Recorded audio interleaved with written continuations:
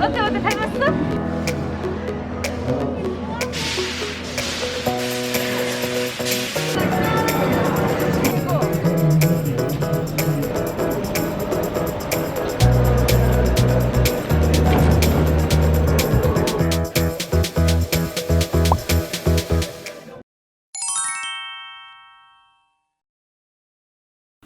Сәлем достар, қалайсыздар? Сіздермен бірге Кореяда тұратын мен Құлпынай. Хабарландыруды көріп тұрғандарыңыздай, біздің үйде су шықпайды, құбыр жарылып кеткен.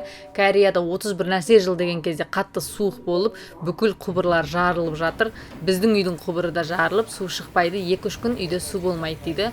Жер астында, жертөледе судың бәрі жарылып, сол жертөледегі суларды осылай сыртқа шығарып жатыр. Суды мүлде қолданбаңдар деп бізге хабарландыру жазып қойыпты. Содан есіктің алдындағы офисқа барып, осылай су алып келіп алдық баклажкамен. Өйткені посуда жуу керек, тіс жуу керек деген сияқты. 자동차 운전하러 출발. Ақыр үйде су шықпайды ғой, не істейміз үйде отырғанда. Дәретханаға да бара алмаймыз деп, сонымен шықтық баламызбен бәріміз ойнауға, паркке келдік. Күніге әр жексенбі сайын таңертең орнымыздан тұрған кезде қайда барғың келеді деп балапанымыздан сұраймыз. Осы жолы аттракциондар бар, паркке барғың келеді дегеннен кейін сол жерге келдік. Негізі бір қызық айтайын, осыдан 2 күн бұрын ғана жолдасының жұмысында да, жұмыс орнында да су ағып, құбырлардың бәрі жарылып, сол жерді енді жөндеп біткен кезде үйіміздің құбыры ақты. Ол құбыр жарылып кетті. Сонымен енді айтып күліп жатырмыз да, биылғы қыс не болды өзі бізге деп. Енді жолдасымның жұмысының орнын бәрін жөндедік. Үйдікі сәрсенбі күнге дейін су болмайды деді. Айтып күліп жатырмын да жолдасыма, сәрсенбі күнге дейін су болмаса жақсы болды ғой деп, біз тамақ істемейтін болдық. Сәрсенбі күні сырттан тамақ ішеміз. Сен барлығын өзіңе керек жағыңа қарай бұрып аласың деп күледі. Дұрыс қой деймін да, моментті пайдалану керек қой деп. Осы жерде билет алып, енді аттракциондарға балапан мінгісі келетін аттракциондарға мінгіземіз. Қарап тұрсаңыздар, 3 билет, 4 билет, 14 доллардан үлкенге және кішіге. Жолдасым өзіне алған жоқ, біз балапанды мен ғана алдық.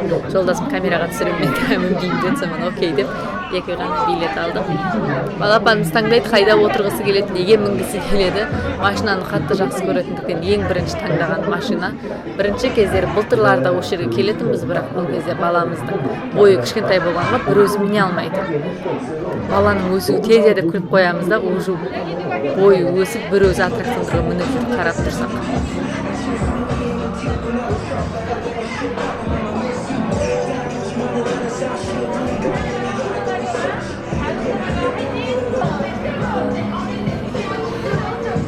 Бір өзі кішкентайлар аз ғой дейм, әйтеуір бір өзі отырды, біз оған қуандық бір өзі болғанына. Қайда барғысы келеді, нені мінгісі келеді, бүгін жалпы толығымен балапанымыз өз таңдауға қалдырдық. Оған мәзді өзі таңдай алатынына. Мына машинаға мінгім келеді деді, сонымен осыған келдік. Қазір бойын өлшеп көреді, егер бойы 130-дан асса өзі мінеді, 130-ға жетмесе мамасы мінеді деген екен. Біз әрине баламыз екеуміз бірге міндік, өйткені бойы 130-ға жетпейді әлі, енді 4 жасқа енді толады, әлі 4-ке толған жоқ. Мен екеуміз бірге кіретін болдық. Бір билетін баламыз жаратып қойған. Машинаның тіпті машинаның түсіне дейін өзі таңдап, міндетті түрде көк түске міну қажет екен. Сонымен ау түкпірінде тұрған көк түсті машинаға барып міндік. Негізі ата-енеміздің үйіне барған сайын атамыз алдына отырғызып қойып машина айдайды, яғни рөлді бұрады, сигналын басады, фарын жағалайды, оның бәрін үйреніп алған екен. Осы жерде рөлді маған бергісі жоқ, рөлді өзі басқарып отырамын деп толығымен өзі айдап жүр. Ол ата-апасыны жақсы көреді, не үшін барғанды жақсы көреді, атасымен бірге машина айдау үшін жақсы көреді, негізінде күлеміз. Атасының үйінде өзінің бір үлкен машинасы бар, сыртқа шығып айдай алады кішкентай. Соны айдап жүреді, соған бола көп барғысы келеді. Сол үшін ай сайын барамыз.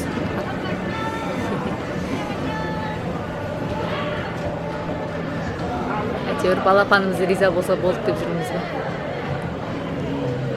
Төтенше жағдай екен, басқа екен, үйде су ақпайды екен деп үйде отырып қалмай, осылай шығып тұрғанды жақсы көреміз. Өйткені бір нәрсе болса да, аз ақша кетсе де, ақша жұмсамасақ та, әйтеуір баламызға бір нәрсе көрсеткенді ұнатамыз. Өйткені қазір білесіздер ғой, баланың дәл осы 3-4 жасы миында барлығы барлығын тез қабылдайтын иә. Сол үшін көп нәрсе көрсетуге тырысамыз. Екінші таңдау осы биікке шығатын болды. Тағы да бір өзімінді. Бір өзімінген жақсы өйткені ұзақ отырады, бір өзімінсе ұзақ отырғызып қояды. Ал қасында балалар болса басқа тез түсіреді. Сол бір өзімінді ұзақ отырды. Қандай төбеден не көрдің деп сұрасам түскеннен кейін. Бір төбеден көргенге барлығы бірден көрінеді, барлығын көрдім деп күліп жатыр да, есіме ана сөз түсіп кетті. Алматы көк төбеде жатыр, Алматыны алақандағыдай көрдім дегендей. Негізі биыл шынымен де Кореяда ерекше суық болды, қар да көп жауды. Бұрындары мен келгелі бұндай қар көрген емеспін. Бүгін бірақ сол қардың бәрі еріп күшті болды. Мына байкинг. Бұл байкинг Ольмидодағы Кореядағы ең қорқынышты байкинг екен. Егер Ольмидодағы байкингге міне алсаң, басқа Кореяның кез келген байкингтердің бәрі мінесің дейді. Жаман қорқынышты екен. Бұрын алғаш Корея келген кезімде жолдасымыз екеуміз осыған мінгенбіз. Ол кезде шынымен де қатты қорқамын. Осы жолы жолдасымызға кетіп бірге мінеміз десем. Видеоға түсірем, балаға қарайын деп мен бір өзімді мінгізді. Мен негізі қолыма камера алып барып түсірем деген тұғым өзімді. Қарақұшты камера алған жоқпын да. Жаман қорқынышты. Барынша айқайлап түгелімен шыңғырып стресстің бәрін түсіріп келесің осы байкингге мінсең. Түскеннен кейін айтамын да жолдасым аяғым үйіп қалған, бүкіл күштің бәрін аяғыма сала бергем де қорыққанымнан. Жүре алмаймын ғой түскен кезде екі аяғым үйіп қалған бірақ. Айтып келіп жатырмын да, төбеде тек қана баламның атын айтып айқайлай бердім. Мен үшін сен балаңды ғана айта бересің, мен атамай деп жолдасым күліп қояды. Бірақ шынымен де осы байкингға мінген кезде өзімнің кішкентай кездерім есіме түсіп кетті ғой. Барлығына мініп ойнап көріп, енді тағы да балапанымыздың таңдауы қалды, неге мінетінін. Басында осы атқа мінеміз деп келген ғой, атқа мінгім келеді деп. Бірақ кемені, қайықты көріп, қайыққа мінем деп осы жерде мінетінін ауыстырып алды. Қызығы осы жерге мініп келгеннен кейін, үйге келгеннен кейін үйде сурет салады, ойнайды, лего құрастырады, басқа қылады. Бүгін ойнағандарының барлығын құрастырып жатқанын көріп, шынымен де балаға көп нәрсе көрсету қажет екен ғой, миы даму үшін деген нәрсе тағы бір рет білдік біз. Расында да бүгін не көрді, соның бәрін үйге келіп сурет салып жатыр, лего құрастырып жатыр, әйтеуір содан көрдік. Балаға көп нәрсе көрсету қажет екен ғой деген. Бұл жерге де бойы болады екен бір өзі мінуге. Сонымен өзін мінгіздік. Үйге келе салып айтқан сөзі. Келе сапта тағы барайықшы дейді. Ұнаған ғой деймін мәслихатты. Үйдің жанында бұл жер, машинамен где-то 20 минуттық жер ғана. Сол үшін қайта-қайта бара береміз осы жерге. Жолдасым айтам да, кейін сіздің қолыңыз босамай бара жатса, баламды алып машинамды өзім барып осы жерге баламды аттасайдан келем десем, күледі. Сен осы жерге сен өзің де бала болып кетесің ғой деп маған.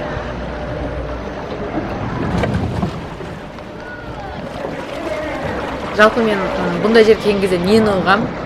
Төтенше жағдай болсын, ауа райы қыс болсын, жаз болсын, не болсын, шынымен де балаға күніне 1 сағат болсын, 2 сағат болсын, осындай бір көңіл аудару, ол баланың өсуіне, дамуына үлкен көмегін тигізеді екен дегенге көзім жетті. Әрине, соңғы билетім, балапанымыздың кішкентай билеті қалмады, соның мен өзімнің үлкен билетімді кіруге бола ма, үлкендердің билетімізден болады деп, баламызды тағы да жібердік, машина айдаймын деп.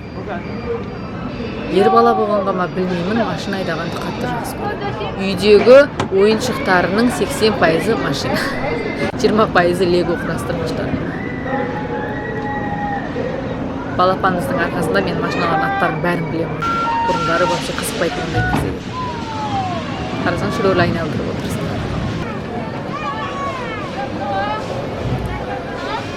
Жылап, кішкентай бала, жылап қорқып, сонымен кішкентай баланы түсіріп, одан кейін қайтадан жүреміз.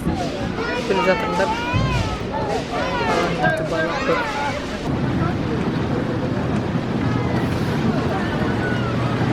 Әйтеуір, осы су шықпаудың арқасында, үйде су болмаудың арқасында қыдырып жүріп, тағы да аралап қайттық. Әлі су келген жоқ үйге. Сәрсенбі күні кешке таман бірақ су қосылады деді. Оған дейін Құлпынай тек қана сырттан тамақтанып көшеде жүріп офистан жуынып жүреді деп ойлаймын. Негізі біз бұндай көшеге шыққан кезде баламызға сумсатаң сияқты көп әпере бермейміз. Бірақ бүгін жегісі келгеннен кейін папасы жарайды әперейік деп үй ішіндегі ең қымбатын таңдайды оқырып тұрып.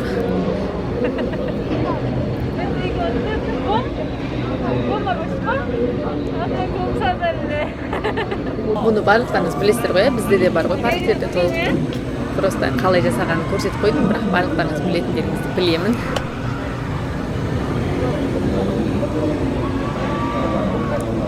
Балапанымыз қалай жасағанын көріп, қызығып қарап тұрғанын түсіріп алған.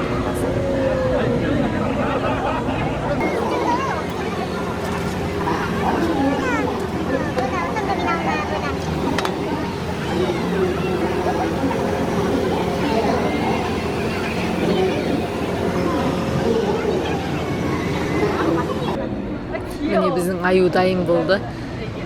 Айтамыз да, тек ана жабыстырған көзімен, құлағымен, мұрнына бола бағасы 2000 вон қымбаттап қойып жатырмыз, бірақ баланың қуанышы осындайда ғой деп әйтеуір. Одан кейін әрине тағы өзіміз машинада жейтін алдық. Ошол не аламыз деп қарап отырып, жолдасым қуырылған каштан жегім келеді дегеннен кейін, міне ана отырған домалаққа қуырылған каштан соны алдық. Бұның да бағасы, мынау туристер жүретін орталық болғанға бағасы сәл қымбаттау, бірақ дәмді екен, оны да жеп алдық.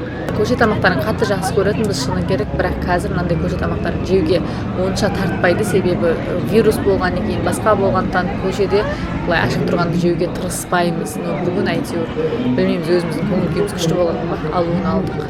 Негізі соңғы уақыттар көшеде қажалып жемейтінбіз. Әрине машинада жейміз, өйткені маска шешуге болмайтындықтан.